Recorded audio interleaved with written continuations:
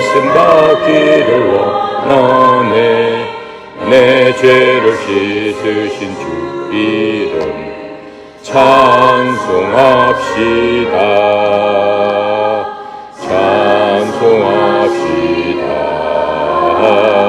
찬송합시다. 내 죄를 씻으신 주 이름 찬송합시다.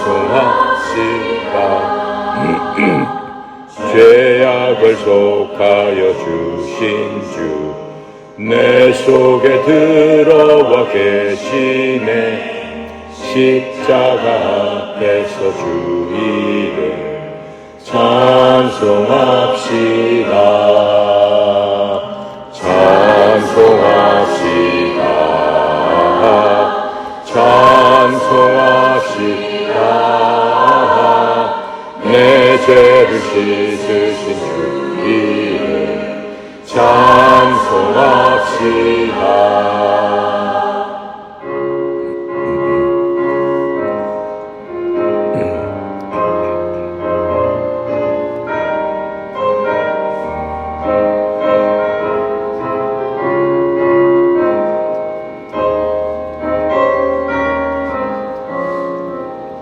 주 앞에 흐르는 생명수 날 씻어 정하게 하시네. 내 깊은 정성을 다하여 찬송합시다. 찬송합시다. 찬송합시다. 내 죄를 씻으신 주 이름 찬송합시다. 내 주께 회개한 영혼은 생명수 가운데 젖었네. 흠없고 순전한 주 이름 찬송합시다. 찬송합시다. 찬송합시다. 내 죄를 씻으신 주 이름 찬송합시다. 아멘. 아멘. 지난 시간에 이어서 오늘도 우리 누가복음 2장 말씀, 지난 시간에 2장 20절까지 했습니다. 예수님께서 이 땅에 태어나셨습니다. 아기 예수로 이 땅에 오셨습니다. 베들레헴의 구유에서 태어나셨죠. 태어나시자마자 하나님께서 목자들을 통해서, 양을 치는 목자들을 통해서 이 땅에 예수님이 태어나셨음을 알려주셨습니다. 예수님이 태어나심을 안 목자들은 예수님께 달려가서 예수님께 경배드리고 또 하나님께 영광을 돌리고 찬양하는 그러한 모습까지 우리가 볼 수 있었습니다.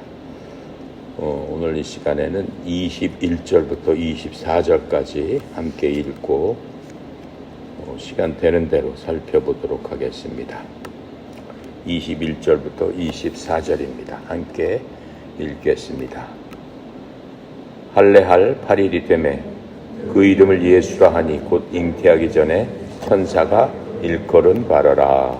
모세가 법대로 정결 예식의 날이 참에 아기를 데리고 예루살렘에 올라가니 이는 주의 율법에 쓴 바 첫 해 처음 난 남자마다 주의 거룩한 자라 하리라 한 대로 아기를 주께 드리고 또 주의 율법에 말씀하신 대로 산 비둘기 한 쌍이나 혹은 어린 집비둘기 둘로 제사하려 함이더라. 지난 시간에 얘기했듯이 우리가 예수님의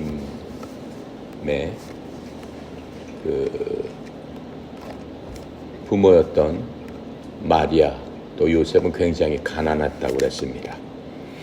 그런데 이 모세의 율법, 예수님께서 나시기 한 1500년 전에 모세를 통해서 하나님께 이스라엘 백성들은 꼭 어떠한 경우에는 꼭 어떻게 해야 된다라고 하는 그러한 법칙을 알려주셨어요. 그것을 모세의 율법이라고 합니다. 그래서 이 누가복음에 보면은 성전에서 이 세 가지 일을 하게 되는 것에 대해서 써놓고 있습니다. 어린 예수님, 지금 우리가 읽은 20절부터 24절까지는 모세의 율법대로 이제 행해지는 그러한 모습을 볼 수 있고, 또 성전에서 25절부터 30절까지는 시므온이라는 또 아주 나이가 많은 선지자의 얘기가 나오고 있고, 36절부터 38절에는 안나라는 그 여자, 그 대언자에 대한 그러한 이 얘기를 통해서 예수님의 나심에 대한 그 사람들의 이야기가 나오고 있는 걸 볼 수 있습니다.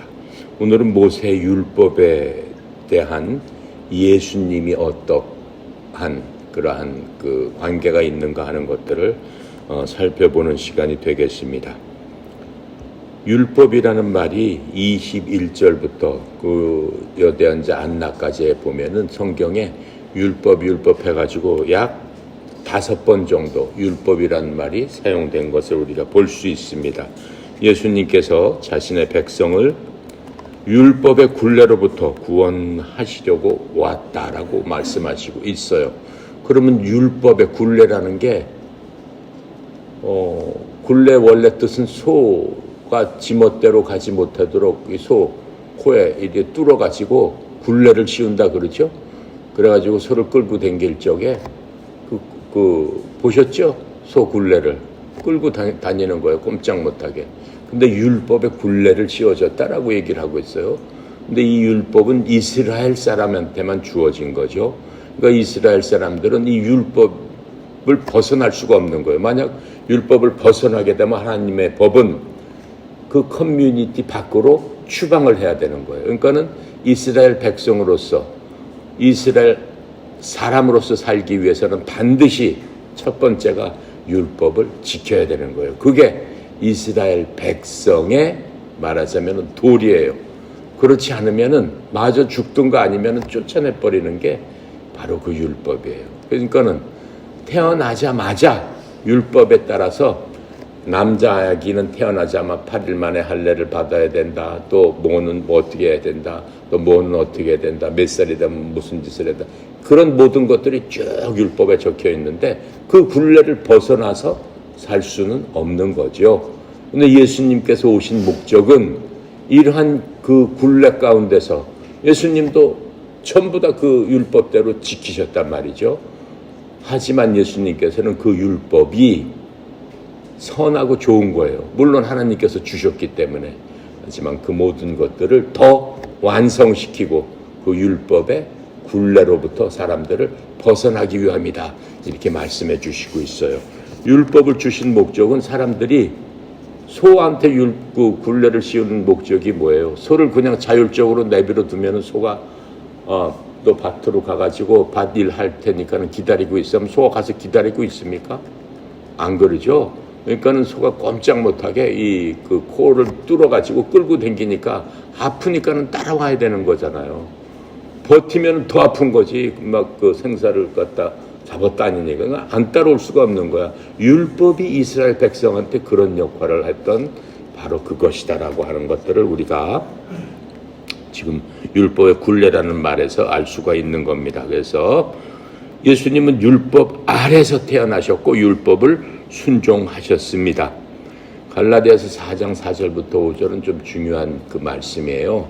그러니까 사람들이 신약은 어느 때입니까? 라고 물어보면은 신약은 예수님이 태어나시면서부터 새로운 약속, 예수님께서 주신 신약 시대가 열려졌습니다. 이렇게 얘기를 해요. 근데 그건 아니죠.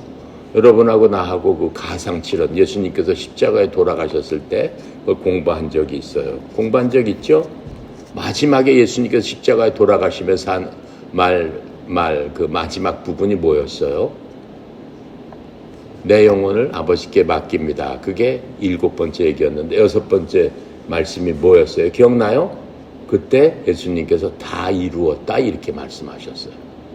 그러면서 돌아가시니라 성경에 이렇게 써 있어요. 다 이루었다. 뭘 다 이루었다는 거예요? 이제 율법, 인간이 너무 악하고 너무 약해서 하지 못하는 그 율법의 굴레를 벗겨주셨다라고 하는 거예요. 이제 너희들이 자율적으로 율법 없어도 할 수 있는 그 모든 것들을 내가 너희들한테 다 주고 간다. 어떻게 다 주고 가신다는 얘기예요? 베들레헴의 구유에서 응애하고 태어나셨던 예수님의 마지막은 십자가예요. 십자가에서 몸이 다 찢기면서 돌아가시는 거예요.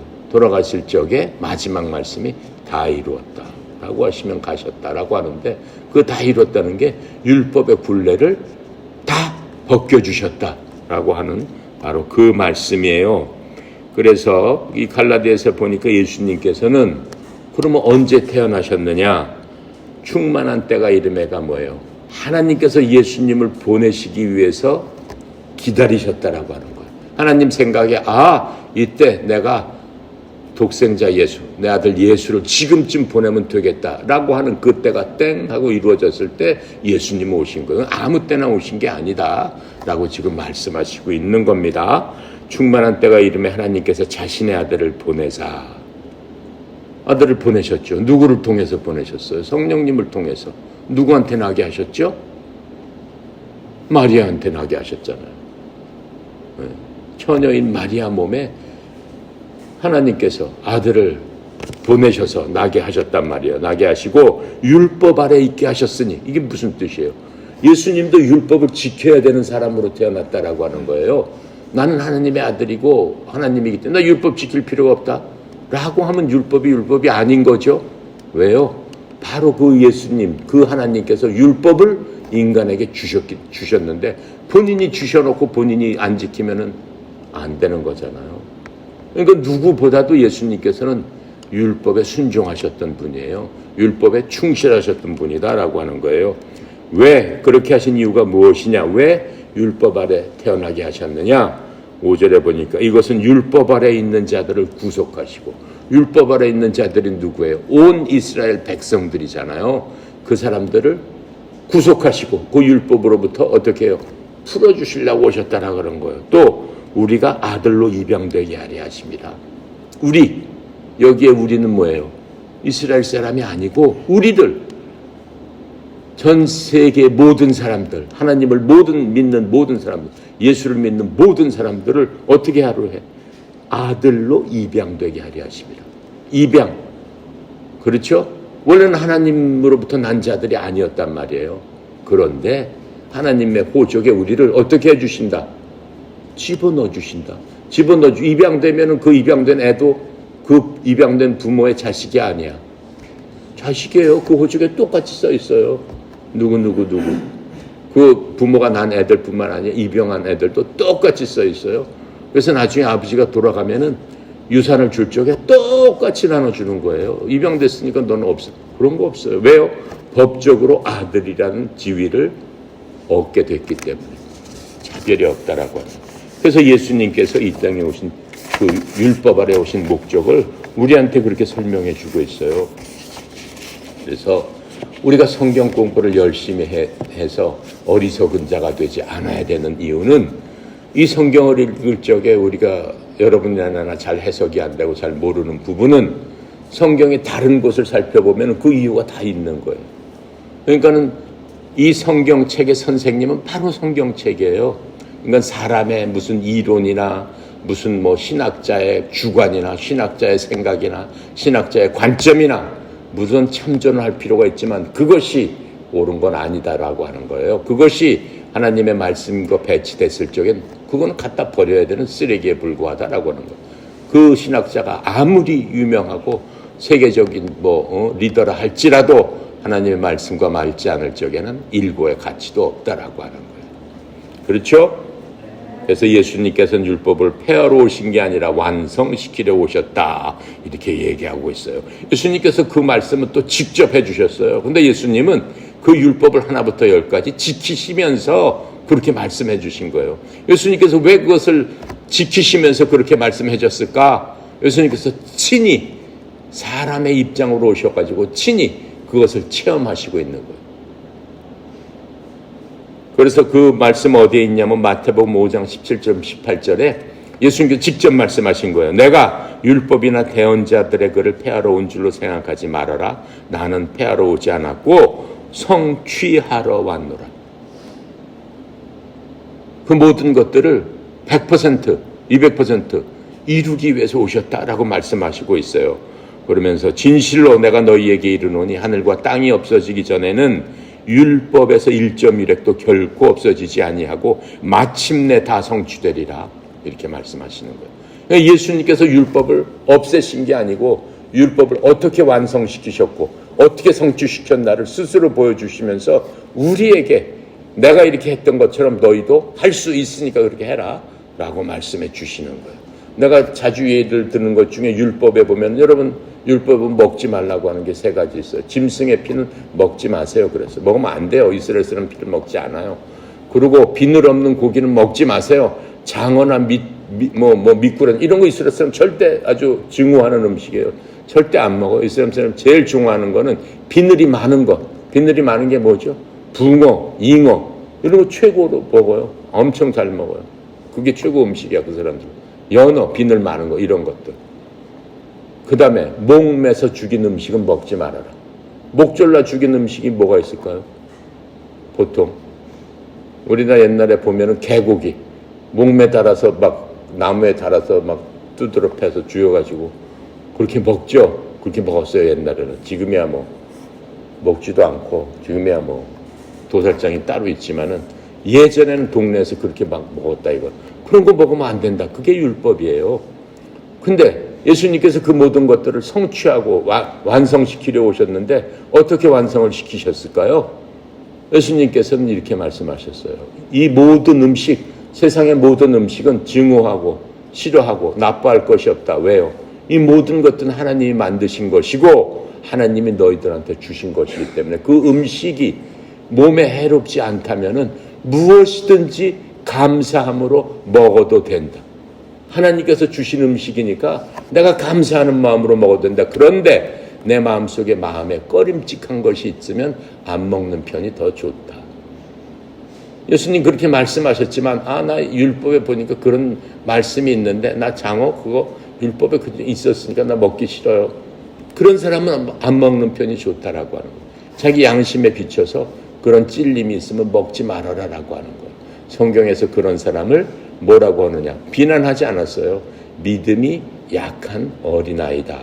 어린아이는 성장하면 어른처럼 될 수 있는 거니까 성장하기 전까지는 그런 사람들을 욕하거나 비난하거나 하면 안 된다. 그런 사람은 그런 사람대로 존중을 해줘야 된다. 그렇게 하는 것이 옳은 일이다. 이렇게 말씀해 주셨습니다. 그래서 예수님께서는 율법을 완성시키시고 100% 성취시키려 이 땅에 오셔서 그렇게 하시고 또 우리에게 그것을 알려주신 분이다 라고 이해를 하면서 우리가 예수님께서 오셔서 했던 그 모든 것들, 그래서 우리가 복음이라고 하는 거예요. 복음, 누가복음, 마가복음, 요한복음 뭐 이런 것들 복음 붙인 게 복된 소식이잖아요. 만약 여러분들 장어 좋아하고 미꾸라지탕 좋아하는데 아니 율법에 있으니까 먹지 말아라라고 하면 그거 참 얼마나 나쁜 소식이야. 근데 그걸 바꿔주셨잖아. 감사함으로 먹으면 모든 게 하나님께 영광이 되는 거다. 마음속으로 거리끼지 말고 하나님 정말 이 음식을 주셨으니 주님 정말 감사합니다 라고 먹을 수 있도록 주님이 주셨다라고 하는 거예요. 자, 그러면서 여기 지금 보니까는 지금 무슨 얘기하나요? 모세의 법대로 22절에 정결의식의 날이 참에 아기를 데리고 예루살렘에 올라가니 이런 지금 얘기가 나오고 있습니다. 정결의식대로 그렇게 하고 있다라고 지금 얘기하고 있어요. 정결의식, 율법의 정결의식이라는 얘기가 무슨 얘기냐면은 아기를 낳은 다음에는 그 어머니의 경우는 몸에 피를 흘리고 아기를 낳고 하는 과정에서 부정한 하나님 앞에 피를 흘리는 거는 율법은 무조건 부정한 일이다 이렇게 얘기를 하고 있어요. 왜냐하면 피 자체에 생명이 있기 때문에 그건 무조건 부정한 일이다 이렇게 지금 율법에서 정해져 놓고 있어요. 그래서 이 정결의식, 그 정결의식에 따라서 이 모든 것들을 악이 난 다음에는 악이 난 사람은 어떻게 해야 되고 아기에 대해서는 어떻게 해야 되고 또 그 아기 중에서 여자 아기하고 남자 아기의 경우에는 어떻게 해야 되고 그 아이가 또 첫 번째 장남으로서 태어난 아이는 어떻게 해야 된다라고 하는 것들이 율법에 자세히 나와 있어요. 그 얘기가 지금 이 정결의식, 정결의례에 대해서 지금 얘기하고 있는 것들을 볼 수 있습니다. 그래서 요셉과 마리아가 예수님께서 생후 8일이 되었을 때 아기에게 할례를 행함으로써 율법을 지켰다라는 말은 우리가 봤습니다. 앞장에. 그래서 이 율법은 하나님이 아브라함과 맺은 그 언약의 서명과 아브라함과 맺은 그 약속을 꼭 지키겠다라고 하는 그런 의미가 있어요. 창세기 17장에 그렇게 아브라함한테 약속을 했어요. 그래서 하나님께서 남자들은 모두 할례를 받아야 되는데 할례를 받는 이유가 하나님을 믿겠다고 표식을 하는 거예요. 알려주는 거예요. 하나님께 그 약속을 난 지키겠습니다. 믿음으로 지키겠습니다. 라고 하는 표식을 하는 바로 그 실천하는 그 모든 것들이 할례의식으로서 하나님께서 만들어 주신 거예요. 그래서 모든 유대 남성들에게 반드시 유대 남성으로서 살기 위했고 하나님을 믿는 사람이라면은 그 표식이 있어야 된다. 하나님과 약속의 표식이다. 그게 할례표였다라고 얘기를 하는 거예요. 그래서 그 유대인들은 하나님의 언약의 백성이 되는 것이 얼마나 자랑스럽습니까? 하나님의 백성이 된다는 것은 정말로 자랑스러운 거죠. 여러분이나 나나 하나님의 백성이기 때문에 매일 아침에 하나님을 만나려고 하고 우리가 그 대회장에서도 기도드리는 게 하나님의 백성이 하는 것을 좀 봐주세요. 이렇게 하나님께 간구하는 거란 말이에요. 왜 그렇게 간구해요? 하나님께서는 하나님의 백성을 철저하게 보호해 주시기 때문에 우리가 보호 아래 하나님께 있기 원하기 때문에 그렇게 하는 거죠. 그렇죠? 하지만은 이러한 그 할례는 누구한테만 적용이 되는 거였어요? 그 당시에 유대인들한테는 적용이 됐어요. 그러니까 이방인들은 할례를 하든 안 하든 아무 상관이 없었어요. 그러니까 이방인들을 무할례자다 이렇게 얘기를 하는 거예요. 무할례자들은 이방인들을 유대인들은 또 많이 경멸을 했어요. 스스로. 저 사람들은 전부 우리만 하나님의 백성이고 저 사람 전부 지옥 갈 사람들이구나. 이렇게 경멸을 했던 것들을 우리가 알 수 있습니다. 에베소서 2장 11절 12절에 이렇게 설명해줘요. 그러므로 기억하라. 너희는 지나간 때 육체로는 이방인이요 손으로 육체를 행하는 할례를 받아 할례자라 불리는 자들에 의해서 무할례자라 불렸던 자들이라. 이게 무슨 얘기예요? 바울이 우리들한테 얘기하는 거예요. 이방인들한테. 예전에 이방인들, 유대인 아닌 모든 사람들은 니네들은 다 이방인들이었어. 그리고 니네들은 다 무할례자들이었어. 경멸의 대상이었어. 이렇게 얘기를 하는 거예요. 그때 너희는 그리스도 밖에 있었고 이스라엘 연방국가 밖에 있던 외인들이며 약속의 언약들에서 분리된 낯선 자요 세상에서 소망도 없고 하나님 밖에 있었던 자들이다. 그게 이스라엘 사람들이 보는 이방인들의 관점이란 말이에요. 그게 여러분과 나의 예전에 그리스도를 몰랐을 적에 우리의 모습이다라고 하는 거예요. 현재도 이런 모습의 사람들이 많다라고 하는 거예요. 어떤 사람들이 이런 모습의 사람들이에요? 그리스도 밖에 있는 사람들, 예수님 밖에 있는 사람들. 이 지구상에 예수님 밖에 있는 사람이 90%는 예수님 밖에 있어요. 예수님 믿지 않는 사람들은 예수님 밖에 있는 자들이, 그 사람들은 무할례자들이란 말이에요.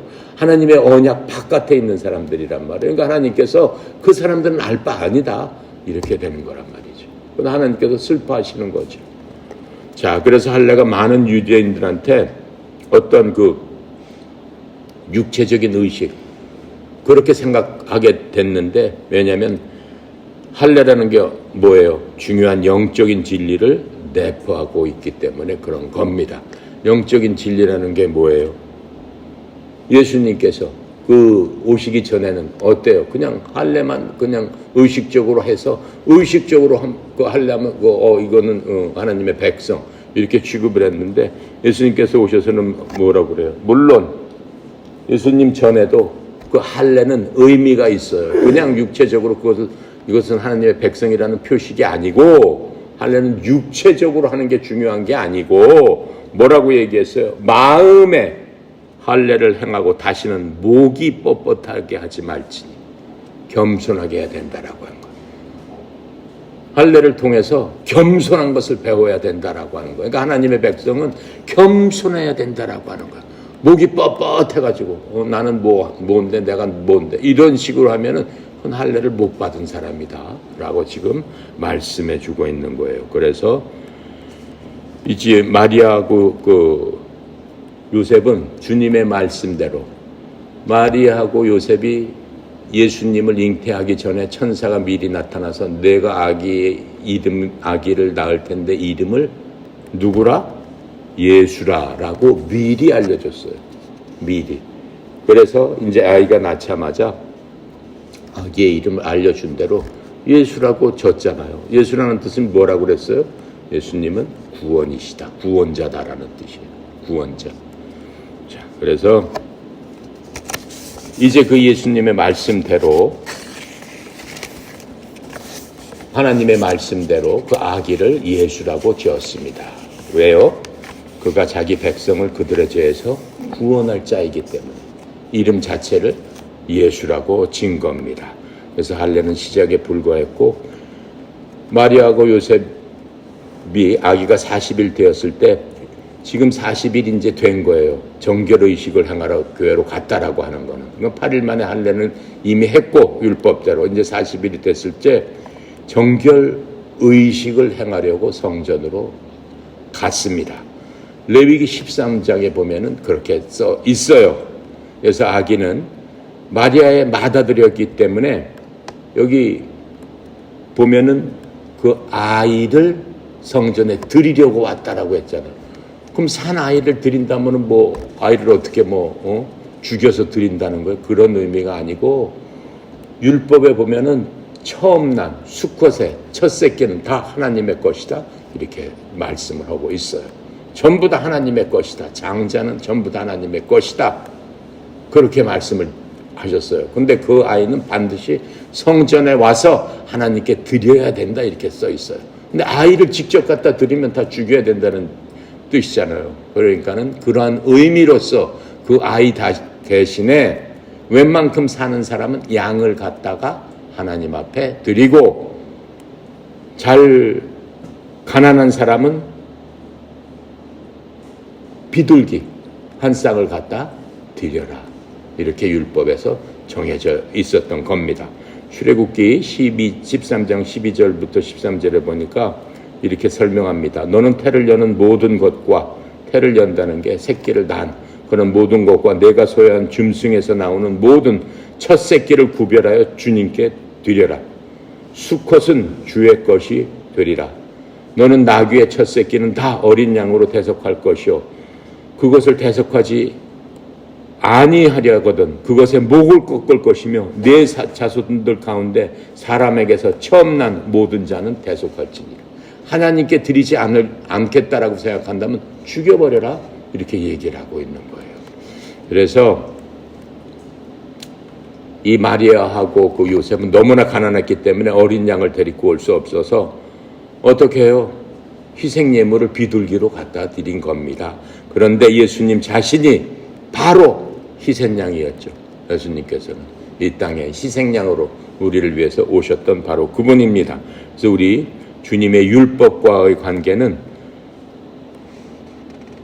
예수님의 사역과 굉장히 중요한 부분이 있는 겁니다. 그래서 예수님은 율법 아래서 태어나셨다라고 내가 이미 설명했죠. 그래서 비록 예수님께서 사람의 종교적인 전통을 거부하셨지만 그분 스스로는 율법을 완벽하게 지키셨던 분입니다. 예수님께서 이 땅에서 가장 오셔서 먼저 하신 게 그 성전에 들어가서 성전에서 제사를 드리는 사람을 누구라고 해요? 제사장이라고 하죠. 제사장들을 보고 뭐라고 얘기했어요? 제사장들 사두개인 하나님을 섬기는 사람들 보고 야, 이 독사의 새끼들아 이렇게 얘기를 했어요. 어떻게 하나님을 섬기는 사람한테 독사의 새끼들아 이렇게 얘기를 하냐고요.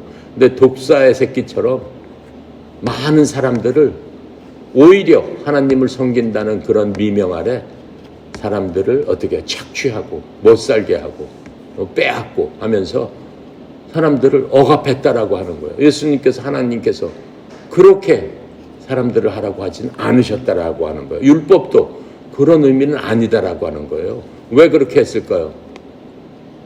예수님께서는 율법을 모세를 통해서 주셨어요. 그런데 율법이라는 게 있어요. 그런데 이 제사장 서기관 바리새인들이 어떻게 해요? 그 율법을 기반으로 해서 하면은 안 되는 것을 365가지나 만들었어요. 자기네들 스스로 만들었어요.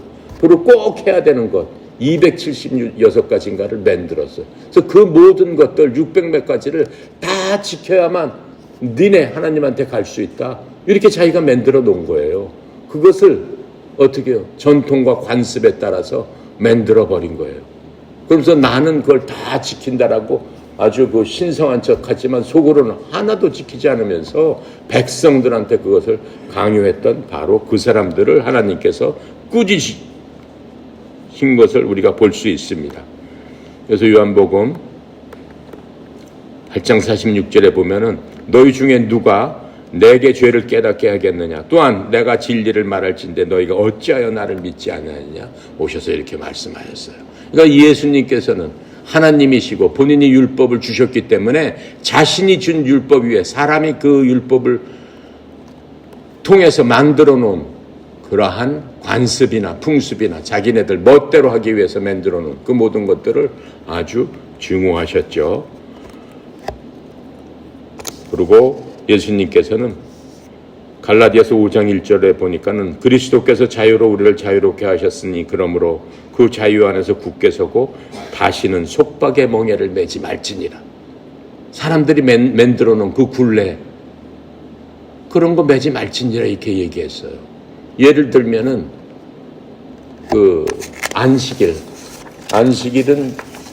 유대교는 토요일입니다. 안식일 날 어떻게 하지 말아야 되는 거예요? 밥도 쥐면 안 돼. 그것도 일하는 거니까. 안식일 날은 그냥 아무것도 하지 말고 그냥 가만히 있어야 돼. 밥도 그 전날 미리 다 지어놔야 돼. 그거 자체가 일을 하는 것이다. 이렇게 따져가지고 아주 엄격하게 구분을 해서 그 짓게 그렇게 해놨어요. 근데 율법엔 그런 거 없어요. 제사장들, 바리새인, 서기관들이 다 그렇게 만들어 놓은 거예요. 그래서 사람을 아주 그냥 얽매이는 거야. 그래서 그것을 어기게 되면은 성전에 데려다가 때리고 쫓아내고 벌금을 매기고 아주 못된 짓을 다 했기 때문에 예수님께서 그렇게 말씀하고 있었던 것을 우리가 볼 수 있습니다. 자, 율법에서 만나는 그 예수님 오늘은 여기까지 하고 이제 내일 시몬 예언자가 율법 성전에서 만나는 그 예수님에 대한 얘기를 공부해 보도록 하겠습니다.